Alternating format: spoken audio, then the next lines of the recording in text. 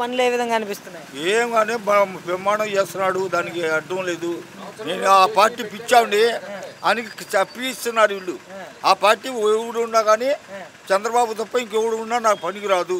అది మెయిన్. మరి ఆయన చేస్తున్న పనులు ఏ విధంగా అనిపిస్తున్నాయండి? మరి బాగుండో ఆయన చేయినా చేయిపోయినా నాకు బాగుంటుంది.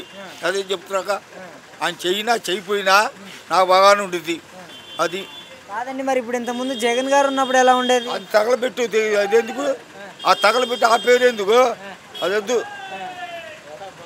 ఆయన చెప్పినట్టు నవరత్నాలు నెరవేర్చారంట కదా మరి జగన్. పాడేలేదు ఎందుకు? నా నోటికి రోత మాటలు అవుతాయి. నా నోటికి ఆయన పేరు అంటే నా రోత అవుతాయి మాటలు. అవి వద్దు, తీసేయి.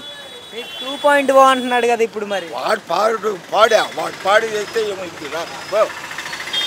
2 కాదు 1 అంటున్నాడు. అప్పుడు అయింది అట్టా ఉంది.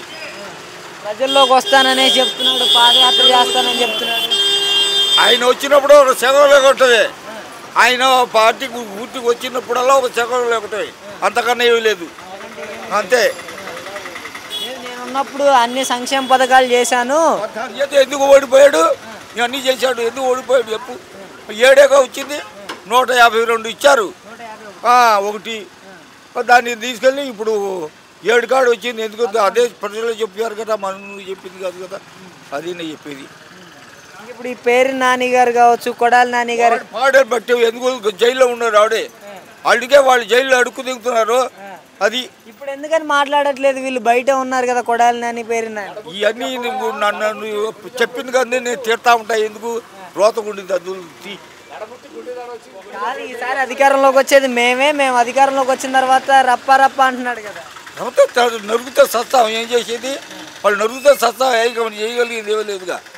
రప్ప అనేది అది మన అనగాడుతూ వాడు ఎవడు కంటో వాడు పేరు నాని చీకట్లో కన్ను కొడితే అయిపోవాలని అట్టుండేది మన పని. తెలుసుగా ఇవన్నీ. ఫైనల్గా మరి ఈయన చెప్పిన మాట ప్రకారం ఉచితంగా గ్యాస్ సిలిండర్లు ఇస్తున్నారు. ఆయన ఒకటే చెప్పాడు ఇందాక, ఆయన చేసి